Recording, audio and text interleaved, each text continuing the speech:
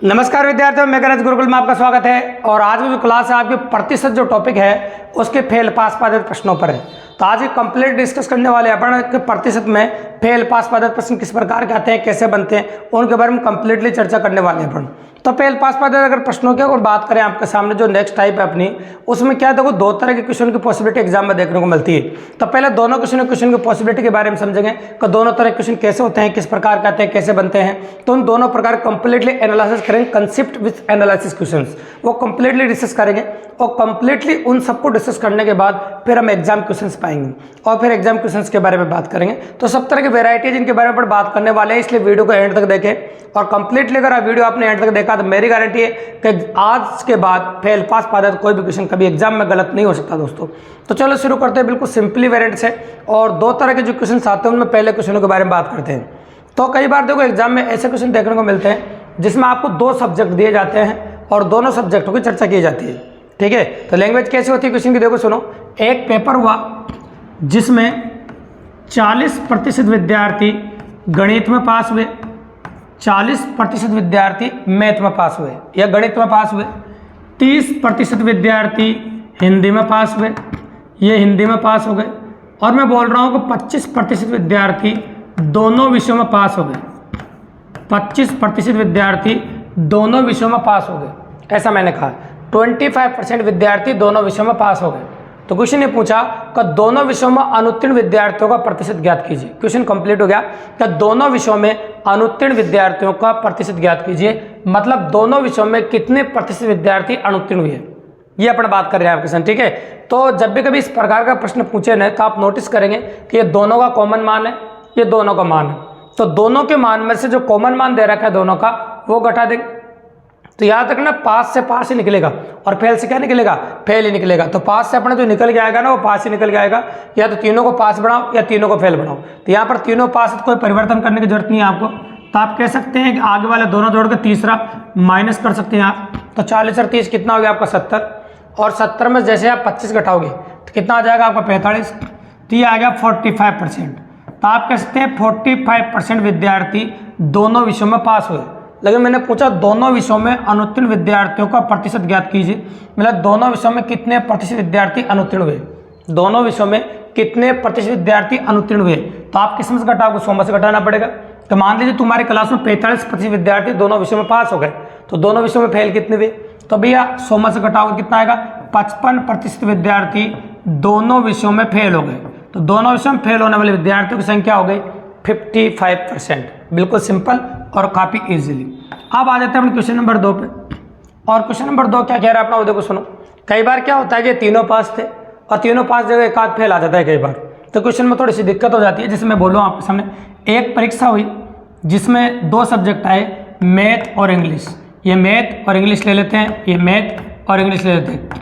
मैंने बोला 50% विद्यार्थी गणित में पास हुए, 30% विद्यार्थी अंग्रेजी में फेल हुए और 40% विद्यार्थी दोनों विषयों में पास हुए। तो ये पूछा दोनों विषयों में अनुत्तीर्ण विद्यार्थियों का प्रतिशत ज्ञात कीजिए। कर सकते हैं अभी, लेकिन क्वेश्चन करने से पहले एक बात का विशेष तौर से ध्यान रखना, या तो तीनों को पास बनाना है या तीनों को फेल बनाना है। तो हम या तो तीनों को पास बना लेंगे या फिर तीनों को फेल बना लेंगे। तो यहाँ पर एक फेल है तो इसी को पास बनाना ज़्यादा अच्छा रहेगा। और पास बनाने के लिए क्या करेंगे, 100 में से घटा दें। तो 100 में से 30 घटा तो कितना आ जाएगा आपका 70%। आसान तरीका है। तो 70% विद्यार्थी अंग्रेजी में पास हुए। अब तो वही करना जो करते हैं, आगे वाले दोनों को जोड़ के घटाना है हमें। तो देखो 50, 70, 120 और 120 में 40 गया तो कितना आ जाएगा आपका 80। तो 80% विद्यार्थी दोनों विषयों में पास हुए और 80% विद्यार्थी दोनों विषयों में पास हुए। तो बताओ फेल कितने हुए, 20% विद्यार्थी दोनों विषयों में फेल हुए। तो आप कह सकते हैं कि 20% विद्यार्थी जो है वो दोनों विषयों में अनुत्तीर्ण हुए। आपके 20% विद्यार्थी दोनों विषयों में फेल हो गए। करेक्ट है, कोई दिक्कत नहीं। अब इसके बाद आगे अगर हम बात करें आपके सामने तो और नोटिस कर सकते हैं क्वेश्चन नंबर 3 की। ऐसा ही क्वेश्चन बनेगा लेकिन इस क्वेश्चन को थोड़ा सा ग्रोथ लेता है और थोड़ा बड़ा कर देता है। जैसे मैं बोला एक एग्जाम हुआ जिसमें दो सब्जेक्ट आए, एक तो हिंदी और एक इंग्लिश। तो हिंदी और इंग्लिश ले लिया मैंने, दोनों सब्जेक्ट ले लिए। उस परीक्षा में 20% विद्यार्थी हिंदी में पास हुए, ऐसा कह सकते हैं। 30% विद्यार्थी इंग्लिश में पास हुए, ऐसा कह सकते हैं। और अपन कह सकते हैं 40% विद्यार्थी दोनों विषयों में पास हुए। अब मैं बोलूँ यदि 270 विद्यार्थी दोनों विषयों में अनुत्तीर्ण हुए हों, 270 विद्यार्थी दोनों विषयों में अनुत्तीर्ण हुए हों तो कुल विद्यार्थियों की संख्या ज्ञात कीजिए। क्वेश्चन कंप्लीट हो गया भैया। तो भैया पहले तो अपन अनुत्तीर्ण निकालेंगे, तो आगे वाले दोनों जोड़ो और ये घटाओ। तो पहला काम तो ये करना है। तो 20 30 50 में 40 या 10%। तो दोनों विषयों में पास होने वाले विद्यार्थियों की संख्या कितनी है? 10%। तो फेल होने वाले कितनी होगी? 90%। तो 90% फेल होने वाले हैं और 270 भी फेल होने वाले हैं, तो उन्हीं के बराबर कर दो आप। तो 90% बराबर 270, ये अपन ने कर दिया। तो यहाँ से 1% का मान निकाल सकते हैं आप। 0 0 कट जाएगा, 9 3 27। तो 1% बराबर 3 आ गया। और जो कुल है आपका वो 100% है कुल विद्यार्थी। तो 100 से दोनों साइड गुणा कर दिया, 300 आ गया। तो मतलब कुल विद्यार्थियों की जो संख्या है आपकी वो आ गया आपके 300। बिल्कुल सिंपल और काफ़ी ईजिली। तो there are 3 type of questions. पहले टाइप में मैंने कहा था का फेल पास एक बड़ी टाइप है। इसमें 2 तरह के सवाल एग्जाम में पॉसिबल बनते हैं और दोनों तरह के क्वेश्चंस के बारे में बात कर रहे हैं। तो पहले प्रकार के क्वेश्चन एग्जाम में इस प्रकार के होते हैं। इसमें एक हल्का सा परिवर्तन और होता है।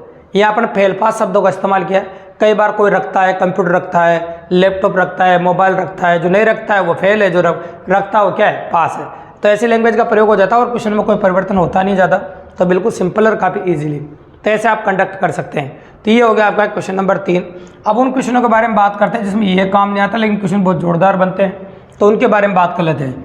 भैया अब उन क्वेश्चनों के बारे में बात कर रहे हैं अपन जब उत्तीर्णांक बराबर होते हैं। कोई भी एग्जाम दिए 2 बच्चों ने, जैसे मैं कहूँ आपके सामने कि ए और बी ने एक पेपर दिया और वो कहते हैं कि जो पेपर इन दोनों ने दिया ना उसके उत्तीर्णांक बराबर थे, चाहे किसी भी कास्ट से बिलोंग करते हैं।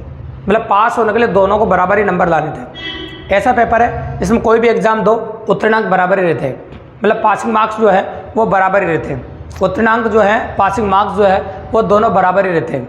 उसी के बारे में बात कर रहे हैं। ठीक है, तो मैं ये कह रहा हूँ आपके सामने पास होने के जो नंबर बराबर रहते हैं, है ना, तो फिर वैसी ही पॉसिबिलिटी है। तो चलो ठीक है, तो मैं ये कह रहा हूँ आपके सामने ये लिया मैंने आपके सामने ए और ये क्या ले लिया अपन ने आपके सामने बी। करेक्ट है। अब कोई पेपर हुआ जिसमें ए के कुल अंकों के 20% अंक आए। माना कुल अंकों को आप x मान लीजिए, x मानना ही पड़ेगा। अब x का 20% आए इसके, तो x का 20% का मतलब होता है 20x/100। कुल अंकों के 20% अंक आए और वह 10 अंकों से अनुत्तीर्ण हो गया। कितने अंकों से अनुत्तीर्ण हो गया? 10 अंकों से। अगर जब ये 10 अंकों से अनुत्तीर्ण हुआ है तो इसको 10 अंक दे दो तो उत्तीर्णांक अंक बन जाएंगे। बिल्कुल सही बात है। उसी पेपर में बी के कुल अंकों के 30% अंक आए तो इसके कुल अंकों के 30% अंक आ गए, ये 30% अंक हो गए। लेकिन इसके उत्तीर्णांक अंकों से 10 ज़्यादा आ गए, तो चलो उत्तीर्णांक अंकों से 10 ज़्यादा दे दिए तो 10 माइनस कर दो, क्योंकि मुझे इसको भी उत्तीर्णांक बनाना है और इसको भी उत्तीर्णांक बनाना है।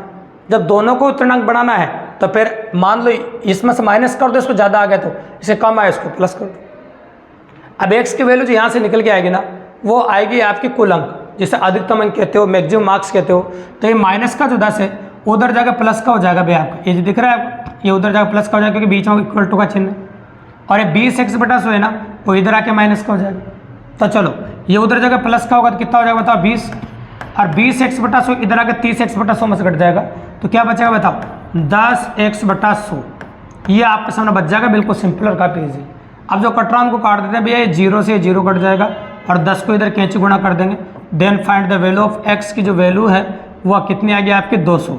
मतलब पेपर के जो अधिकतम अंक है, कुल अंक है, ये पहले सवाल का जवाब आ गया आपका।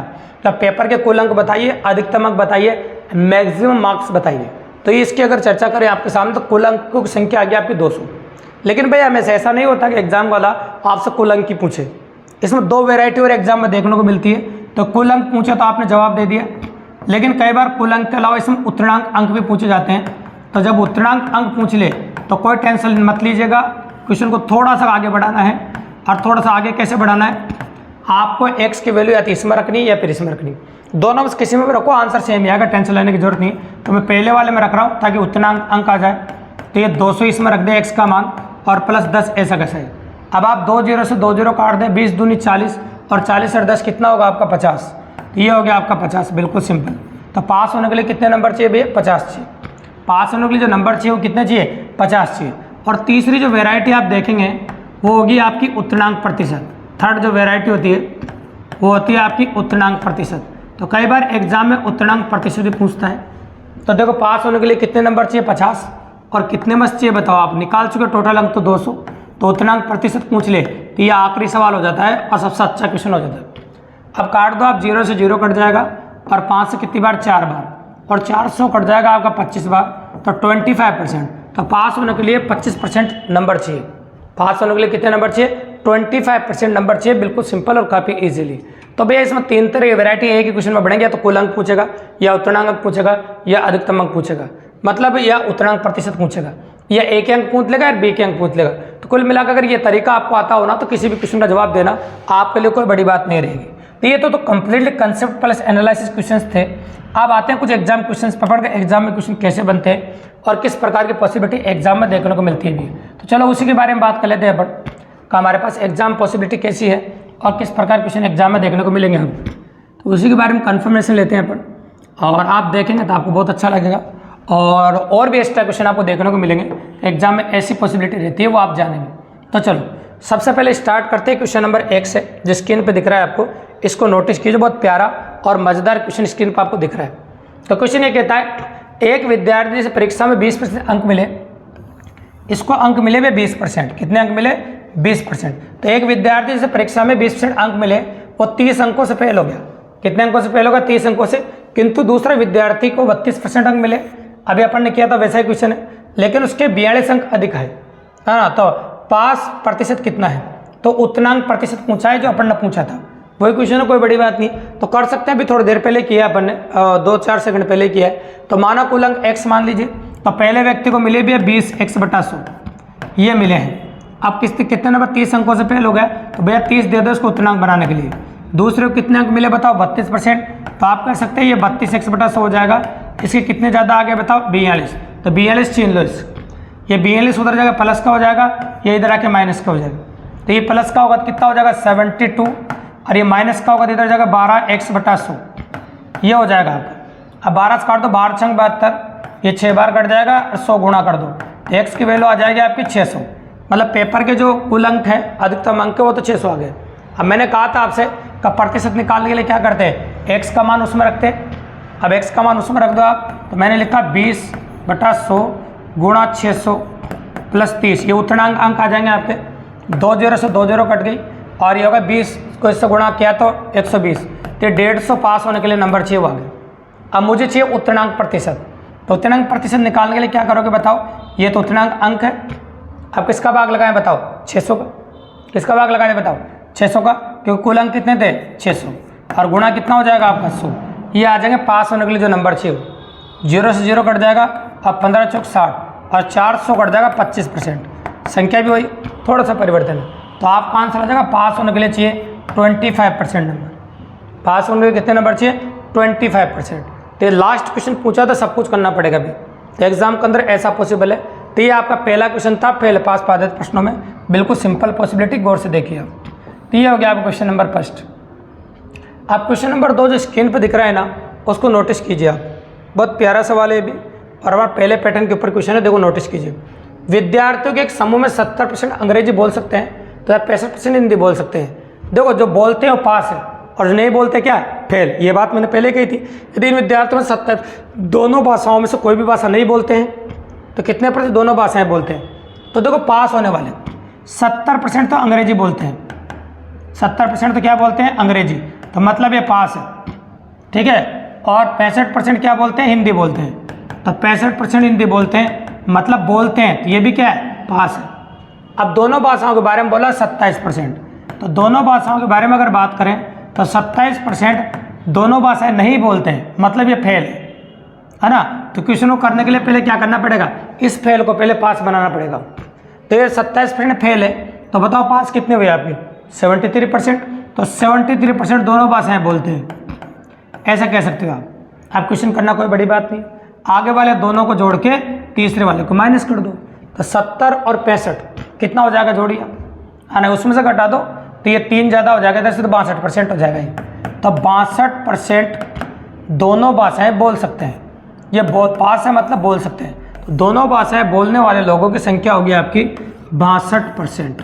कितने जगह बताओ, 62%। बिल्कुल सिंपल और काफ़ी ईजिली, तो आसानी से अपन कर दे। ऐसा कोई हैवी क्वेश्चन नहीं था, नहीं कोई हैवी बात थी तो अपन को दिक्कत आई है, बिल्कुल सिंपल कर सकते हैं। बस इतना सा ध्यान रखना कि जहाँ बोलने की बात करें वहाँ पास है, और जहाँ नहीं बोलने की बात करें वो क्या है, फेल। जो रखने की बात करे वो भी पास है, और जो नहीं रखने की बात करे वो भी क्या है, फेल है। तीन बातों का विशेष तौर से ध्यान रखना है और इसके अलावा कुछ भी ध्यान नहीं रखना। अब आ जाओ क्वेश्चन नंबर 3 पर, जो स्क्रीन पर आपको दिख रहा है। ये भी बहुत प्यारा और मज़ेदार सवाल है, नोटिस कीजिए। एक कक्षा में 70% हिंदी में उत्तीर्ण होते हैं, 45% संस्कृत में, यदि उन्हें दोनों विषय में उत्तीर्ण होते हैं तो दोनों विषयों में अनुत्तीर्ण विद्यार्थियों का प्रतिशत ज्ञात कीजिए। तो बिल्कुल सिंपल है, दोनों उत्तीर्ण मतलब तीनों पास दे रखे हैं। तो तीनों पास दे रखे थे, क्या लिखूँ मैं, 70% पास प्लस 45% पास माइनस 25% पास। ये सब पास, ये भी पास है, ये भी पास है, ये भी पास है। तो दोनों पासों में से 5 घटा दो पहले तो, ठीक है। तो बताओ इनको घटाओ तो इसमें से ये घटा दो, कितना है 20, है ना। अब 20 से 70 कितना हो जाएगा आपका 90। तो 90% दोनों विषयों में पास आ गए, लेकिन दोनों विषयों में पास चाहिए नहीं मुझे, दोनों विषयों में फेल चाहिए मुझे, अनुत्तीर्ण छात्रों की संख्या। तो 100 में से घटाओ इसको 90 को, तो 100 को 90 घटाए तो कितना है 10%। तो 10% विद्यार्थी दोनों विषयों में फेल हो गए। कितने विद्यार्थी दोनों विषयों में फेल हो गए भैया, 10% विद्यार्थी दोनों विषयों में अनुत्तीर्ण हो गए, मतलब दोनों विषयों में फेल हो गए। ये बिल्कुल सिंपल और काफ़ी इजीली ऐसा क्वेश्चन हम 1 नंबर पे कर चुके हैं। तो ये था आपका इस प्रकार का क्वेश्चन। अब अगला क्वेश्चन जो स्क्रीन पर आपको दिख रहा है, इसको भी नोटिस करो, भी सेम क्वेश्चन है और प्रैक्टिस के हिसाब से लिया अपन ने, ताकि प्रैक्टिस अच्छी हो जाए। देखो आप, किसी परीक्षा में 52% विद्यार्थी हिंदी में, 42% अंग्रेजी में फेल हुए, 17% इन दोनों विषयों में फेल हुए, तो कितने प्रतिशत विद्यार्थी दोनों विषयों में पास हुए। तो ये सारे फेल है भैया। तो 52% फेल, 42% फेल और माइनस 17% फेल, तो सारे फेल है। और आप जानते हैं फेल से फेल ही निकलता है, फेल से क्या निकलता है, फेल, और पास से क्या निकलता है, पास। तो पहले फेल ही निकलेगा भैया। तो चलो घटा दें, इनको जोड़ दो पहले। तो इनको जैसे अपन जोड़ेंगे तो 94 हो जाएगा। कितना हो जाएगा 94। तो 94 में से 17 घटा दो तो ये आ जाएगा फेल का रेशियो। तो ये 14 में 7 और ये कितना 8 में से 11 कितना 7, तो 77%। तो क्या आ गया आपका, फेल आ गया। तो बताओ पास कितने हुए, फिर 100 में से घटाओ तो 23% विद्यार्थी दोनों विषयों में पास हो गए। 23% विद्यार्थी दोनों विषयों में पास हो गए। ये हो गया आपका क्वेश्चन नंबर 4। बिल्कुल सिंपल और काफ़ी इजीली कर दिया अपन ने। तो इस क्वेश्चन में कोई बड़ी अप्रोच नहीं, काफ़ी आसानी से कर पा रहे हैं और काफ़ी इजीली अप्रोच कर दिया अपन। तो क्वेश्चन नंबर 4 हो गया आपका। अब क्वेश्चन नंबर 4 होने के बाद क्वेश्चन नंबर 5 की लैंग्वेज देखिए आप। अगर आप नोटिस करेंगे तो इसमें कुल संख्या पूछ ली भी है, मतलब क्वेश्चन को आगे इंक्रीज किया है। तो अपन करेंगे, बिल्कुल सिंपली बात है। किसी परीक्षा में 70% विद्यार्थी अंग्रेजी में पास हुए, 80% गणित में पास हुए और 10% दोनों विषयों में फेल हो गए। तो अपन कह सकते हैं कि 70% तो पास है भी, है ना। फिर बोला आपको 80% भी पास है और दोनों विषयों में फेल है 10%। तो 10% दोनों विषयों में फेल है। तो पहले फेल को पास बनाओ तो क्या करना पड़ेगा 90%। 100 में से घटा दिया तो आगे वाले दोनों जोड़ के तीसरा घटा दो पहले। तो पहला काम तो ये करो, तो 5 से 5 निकाल दो तो ये तो आ गया 150, 150 और 150 में 90 गया तो कितना आ गया 60%। तो 60% विद्यार्थी दोनों विषयों में पास हुए। अब आपको किसकी संख्या दे रखी है, देखो दोनों विषयों में 144 विद्यार्थी पास हुए। तो भैया पास ही दे रखे, तो कुल विद्यार्थियों की संख्या ज्ञात कीजिए। कर सकते हैं भैया। तो आपको करना क्या है कि 60% बराबर 144। तो 1% बराबर 144 बटा 60 और कुल 100% होते हैं। तो 100 से दोनों साइड गुणा कर दो। तो 100 से इधर गुणा किया और 100 से इधर भी गुणा कर दो। ऐसा क्वेश्चन कर सकते हैं अपन। तो चलो 0 से 0 कट गया आपका और 6 से काटो, 6 दूनी 12, 6 चौक 24। तो 24 को 10 से गुणा किया 240 आ जाएगा। कितना आ जाएगा बताओ 240। तो कुल विद्यार्थियों की संख्या जो आपके सामने निकल के आ रही है वो आ गया आपके 240, मतलब 240। तो क्वेश्चन तो वही है, बस इसको आगे बढ़ाया जैसे अपन ने क्वेश्चन नंबर एनालिसिस क्वेश्चन में क्वेश्चन नंबर 3 किया था अपन, है ना। तो क्वेश्चन नंबर 3 जैसे अपन ने किया था वैसा ही क्वेश्चन है, बिल्कुल सिंपल और काफ़ी इजीली। तो इसमें कोई बड़ी अप्रोच नहीं है, आसानी से अपन क्वेश्चन कर सकते हैं, टेंशन मत लीजिए। तो ये था आपका क्वेश्चन नंबर 5। अब आ जाओ क्वेश्चन नंबर 6 पे। क्वेश्चन नंबर 6 क्या कह रहा है अपना, उसको नोटिस कीजिए। एक विद्यार्थी के 40 अंक मिलते हैं और वो 40 अंकों से फेल हो जाता है, जबकि उसी पास होने के लिए 40% अंक चाहिए। तो अंकों का सर्वयोग है। सर्वयोग का मतलब जानते हैं आप, मतलब कुल अंक पूछे हैं आपसे। ऐसी लैंग्वेज का प्रयोग करता, शुद्ध देसी हिंदी का प्रयोग किया है। बिल्कुल सिंपल ही बात है। एक विद्यार्थी को 40 अंक मिलते हैं और वह 40 अंकों से फेल हो जाता है ना। 40 अंक मिलते हैं और 40 अंकों से फेल हो जाता है, ठीक है। मतलब पास होने के लिए कितने चाहिए, 80 चाहिए उसको। आप क्या बोला, उसे पास होने के लिए 40% अंक चाहिए। माना कुल अंकों की संख्या x है। अब पास होने के लिए 40% चाहिए, तो पासिंग मार्क्स हो जाएंगे आपके 40x/100, मतलब x का 40%। अब वो किसके बराबर दे रखा है, 40 आए, 40 और चाहिए, इसके बराबर चाहिए। और याद रखना जब संख्या सेम होती है इनका आंसर हमेशा 200 आता है, तो डायरेक्ट आप 200 भी दे सकते हैं, है ना, ऐसा अपन कहते हैं। तो देखो, तो ये ऐसे से लिख दिया अपन ने, और ये लिखा 2 गुणा 40 लिखते हो, तो 40 आओ चाहे कोई भी संख्या हो, ऐसे क्वेश्चन का आंसर हमेशा 200 आता है भी। तो आप क्या कर सकते हैं, इसको गुणा कर दो इधर, तो आंसर आ गया, एक्स की वैल्यू आ गई आपकी 200। इस प्रकार के क्वेश्चनों के आंसर हमेशा 200 आते हैं, क्योंकि सेम संख्या होती है जो कट जाती है। सर्वयोग मतलब कुल अंक पूछे, अधिकतम अंक आपसे पूछे गए, जो अधिकतम अंक आपके सामने निकाले। तो ये था भाई क्वेश्चन नंबर 6 आपको जिस स्क्रीन पर दिख रहा है। अब आ जाओ क्वेश्चन नंबर 7 पे। क्वेश्चन नंबर 7 क्या कह रहा है अपना, उसको नोटिस कीजिए। देखो, तो क्वेश्चन नंबर 7 पॉसिबल क्वेश्चन है, इसको नोटिस कीजिए आप क्या कह रहा है। एक परीक्षा में 1000 लड़के तथा 800 लड़कियां शामिल होती है।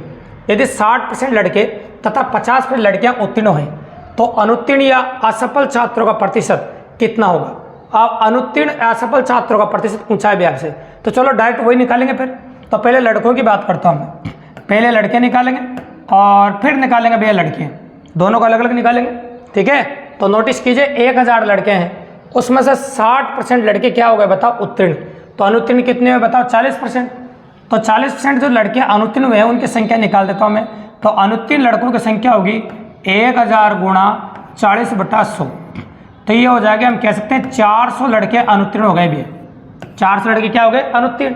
इसी प्रकार जैसे अपन लड़के निकाले ना, वैसे अनुत्तीर्ण लड़कियों की संख्या निकाल दो आप। तो बताओ उत्तीर्ण कितनी हुई लड़कियाँ, 50%, तो अनुत्तीर्ण कितनी हुई, 50%।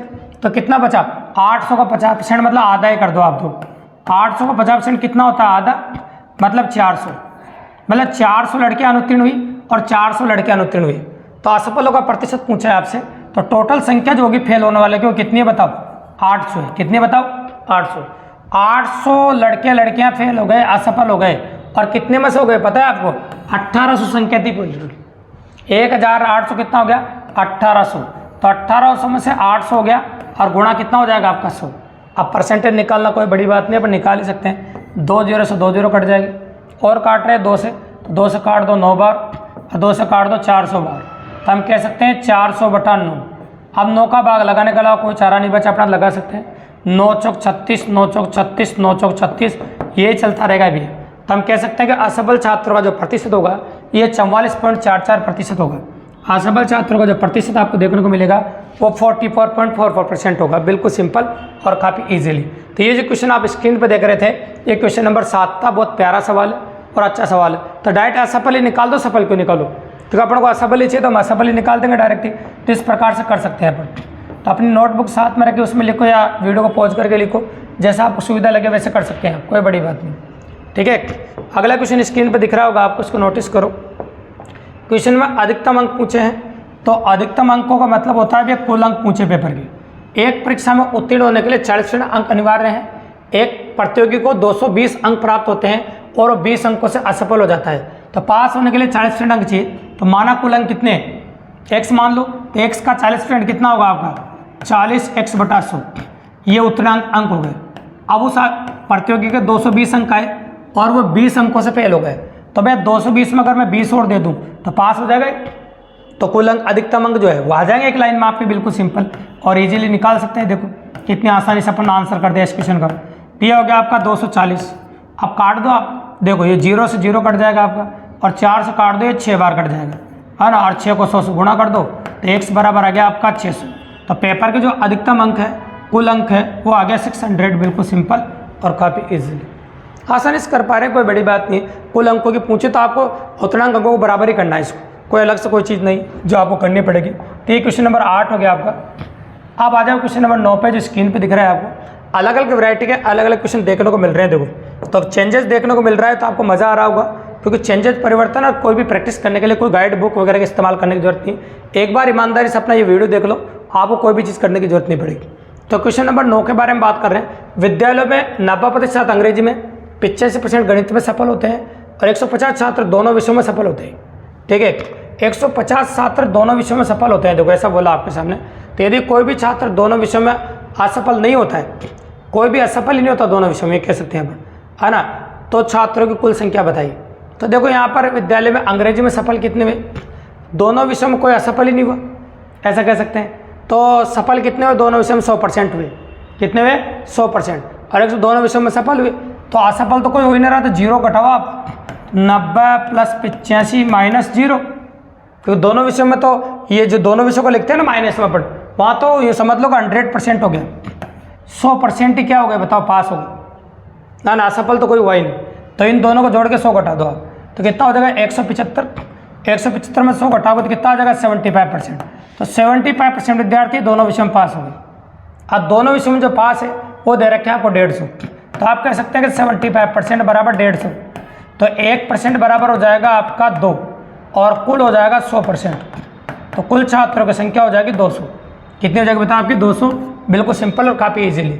तो जब भी कभी ऐसी लैंग्वेज का प्रयोग करें ना, कोई असफल ही नहीं हुआ, तो मान लेना कि 100% ही सफल हो गए, तो आप 100 घटा दो उसमें से, क्या घटा दो बताओ 100, नहीं तो आप सोच लो दोनों विषय में पास होने वाले तो हमको दिए ही नहीं सर, अरे फेल ही नहीं हुआ कोई तो 100% ही पास हो गए, कोई फेल ही नहीं हुआ तो कितना पास हो गया 100%, तो बिल्कुल सिंपली कर सकते हैं। अच्छा सवाल था ये, और थोड़ी लैंग्वेज बहुत प्यारी और अच्छी लैंग्वेज थी तो क्वेश्चन को और प्यारा बना दिया।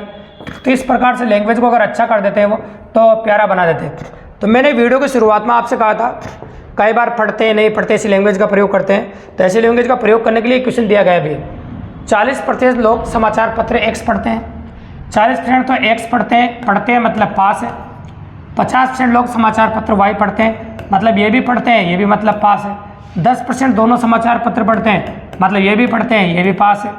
तो पहले पास निकाल लेते हैं, 90-80% दोनों पढ़ते हैं। आपसे पूछा नहीं पढ़ने वाले, तो नहीं पढ़ने वाले आ जाएंगे भाई 20% दोनों समाचार पत्र नहीं पढ़ते हैं। तो वही क्वेश्चन है फेल पास वाला है, बस अंतर क्या हो गया, यहाँ समाचार पत्र दे दे कौन पढ़ता है कौन नहीं पढ़ता है, इतने से लैंग्वेज का प्रयोग किया और कुछ भी नहीं। तो बिल्कुल सिंपल और काफ़ी इजीली अपन ने कंडक्ट कर दिया इस क्वेश्चन को। तो नोटिस कीजिए, बहुत प्यारा सवाल था। देखिए क्वेश्चन नंबर 11, देखो तो ये भी वैसा है क्वेश्चन, अगर आप नोटिस करेंगे तो पर्सनल कंप्यूटर वगैरह रखते हैं नहीं रखते हैं वही बात हो गई। एक सर्वे में 30% लोग सेल्यूलर टेलीफोन पास पाया गया, तो इनके पास जो पाया गया वो पास है ना। 75 लोगों को पर्सनल कंप्यूटर पाया गया, तो इनके पास भी पाया गया कंप्यूटर, ये भी पास है ना। और आगे क्या बोला, यदि 25 लोगों के पास सेल्यूलर टेलीफोन और पर्सनल कंप्यूटर दोनों हैं, तो इनके पास दोनों पाए गए भी, ये दोनों पाए गए तो मतलब दोनों में पास है, मतलब जो पाया जाए ना वो पास है, नहीं पाया जाए तो फेल है। वही तरीका बताया अपन, तो घटा दो कितना आ जाएगा, ये 80% के पास दोनों हैं। अब क्या बोला आपके साथ, लोगों का वह प्रतिशत जिनके पास सेल्यूलर टेलीफोन या पर्सनल कंप्यूटर दोनों हो, तो दोनों तो 80% के पास है, दोनों किसके पास है 80% के पास, तो 80% के बाद दोनों है। ये बिल्कुल सिंपल और काफ़ी इजीली। तो क्वेश्चन की लैंग्वेज भले बड़ी है, क्वेश्चन में कोई बड़ी बात नहीं है, ऐसा क्वेश्चन अपन कर चुके हैं, तो बिल्कुल सिंपल पॉसिबिलिटी क्वेश्चन की। तो ये हो गया भाई क्वेश्चन नंबर 11 आपका, ताकि इजीली कर दिया अपन ने, काफ़ी आसानी से कर दिया। ठीक है भाई, अब आ जाओ क्वेश्चन नंबर 12 पर, जो स्क्रीन पर आपको दिख रहा है, इसको नोटिस करो क्या कहना चाहता है क्वेश्चन वाला। देखिए, किसी छात्र को परीक्षा में उत्तीर्ण होने के लिए 48% अंक चाहिए, उसे केवल 48 अंक मिले और 48 अंक से अनुत्तीर्ण हो गया, तो कुल अंकों की संख्या बताओ। ये क्वेश्चन थोड़ी देर पहले बताया अपन ने, माना कुल अंकों की संख्या x मान लो, और इसका आंसर 200 आता है, अपन ने ये भी कहा था, आपसे याद हो तो कहा था भाई। और कैसे सकते हैं, बिल्कुल सिंपली, तो ये हो गया आपका 48 + 48, ऐसे लिखते हैं इसको। अभी थोड़ी देर पहले कहा था मैंने कि संख्या समान होती तो आंसर 200 आता है, तो 2 × 48 हो जाएगा, 48 कटेगा, ये इधर चला जाएगा, x बराबर हो जाएगा आपका 200। इसका जो आंसर है वो 200 है, बिल्कुल सिंपल और काफ़ी इजीली। तो जब कभी ऐसा क्वेश्चन दिखाई देना जिसमें तीनों संख्या सेम है, इस प्रकार की पॉसिबिलिटी हो, तो आंसर हमेशा 200 आता है अभी। तो ये हो जाएगा, सोल्व करके बताया कैसे 200 आए थे, तो ये पॉसिबिलिटी भी अपन ने बताई है। ठीक है, आप आ जाओ क्वेश्चन नंबर 13 पर, जो स्क्रीन पर दिख रहा है, इसके 5 ऑप्शन आपको जो स्क्रीन पर दिख रहे होंगे, गौर से देखिए। एक परीक्षा में 60% विद्यार्थी उत्तीर्ण हुए, अनुत्तीर्ण विद्यार्थियों की जो संख्या है वो 400 है। तब परीक्षा में बैठने वाले कुल विद्यार्थियों की संख्या बताई, तो 60% तो क्या हो गया बताओ, उत्तीर्ण हो गए, तो अनुत्तीर्ण कितने हो गए 40%, और अनुत्तीर्णों की संख्या दे रखी है आपको 400, तो 40% बराबर 400, तो बताओ 1% बराबर कितना होगा 10, और कुल 100% होते हैं बैठने वाले, तो 100 से दोनों साइड गुणा कर देते 1000, तो कुल बैठने वालों की संख्या कितनी आ गई 1000। तो बिल्कुल सिंपल और काफ़ी इजीली कर दिया। तो ये क्वेश्चन भी बिल्कुल सिंपल है। देखो, बदल कार्य लैंग्वेज में क्वेश्चन बढ़िया है, और सब में चर्चा फेल पास की है, तो कंप्लीटली फेल पास की बात कर रहे हैं, अलग से तो कोई बात अपन कर नहीं रहे, और अधिकतम बात अपन कर नहीं सकते, तो सेम वही बात कर रहे हैं। देखो आपके सामने, देखो अब आ जाओ क्वेश्चन नंबर 14, जो स्क्रीन पर आपको दिख रहा है। देखो, पास होने के लिए अंक पूछे इसमें आपसे, किसी परीक्षा में एक विद्यार्थी 30 अंक मिले तथा 12 अंकों से फेल हो गए, तो माना कुल अंकों की संख्या x थी, तो इसको मिले 30x/100। 12 अंकों से फेल हो गए, 12 दे दो उत्तीर्णांक अंक बन जाएंगे। उसी परीक्षा में एक अन्य विद्यार्थी को 46 अंक मिले, मतलब इसको मिले भी 40x/100, ठीक है, और अंक मिले, और तथा उसने पास होने के लिए न्यूनतम अंकों से 28 अंक अधिक मिले। तो अधिक मिले तो इसको माइनस कर दीजिए आप, ठीक है। तो पास होने के लिए अंक चाहिए, तो पास होने के लिए अंक चाहिए मतलब उत्तीर्णांक अंक पूछे हैं आपसे, तो पहले कुल अंक निकालने पड़ेंगे आपको। तो ये उधर जाके प्लस का हो जाएगा, इधर आके माइनस का हो जाएगा। तो ये तो हो जाएगा आपका 40 और ये हो जाएगा आपका 10x/100। ये लो 0 से 0 कट गया, इधर भेजो इसको, तो x की वैल्यू आ गई आपकी 400। तो भैया ये तो कुल अंक आ गए। और मैंने तुमसे पहले कहा था अगर उत्तीर्णांक अंक पूछे तो x का मान या तो इसमें रख दो या फिर इसमें रख दो, किसी में रख दो, आंसर आ जाएगा। मैं पहले वाले में रख रहा हूँ उत्तीर्णांक अंक निकालने के लिए। ये 400 + 12, 2 0 से 2 0 कट गई, और 4 3 12, 120। 120 से 12 कितना हो जाएगा आपका? हाँ देखो 120 से 12 132। आंसर कितना हो जाएगा आपका? 132। बिल्कुल सिंपल और काफ़ी इजीली कंडक्ट कर दिया। अब आ जाते हैं अपन आज के आखिरी क्वेश्चंस के ऊपर। तो क्वेश्चन नंबर 15 क्या कहता है? हाँ, ये आखिरी था अपना क्वेश्चन नंबर 14, क्योंकि 14 क्वेश्चन थे इसमें, बिल्कुल सिंपल। तो काफ़ी मज़ेदार टाइप थी। अपन ने पहले कंसेप्ट लिया, एनालिसिस क्वेश्चन लिया, फिर एग्जाम क्वेश्चन लिया, ताकि आज का वीडियो अगर कंप्लीटली आप देख लो ना तो मेरी गारंटी किसी भी एग्जाम को दे लो आप, फेल पास विद प्रतिशत में कोई क्वेश्चन गलत नहीं होगा दोस्तों। तो क्लास पसंद आई हो, कंटेंट वास्तव में पढ़ने लायक लगा हो आपको, तो चैनल को सब्सक्राइब करके जाना दोस्तों, लाइक करना, शेयर करना और अपने और दोस्तों को बताना, ताकि इसी तरह बेहतरीन क्लासें लाने का मोटिवेशन हमको रोजाना मिलता रहे दोस्तों। धन्यवाद।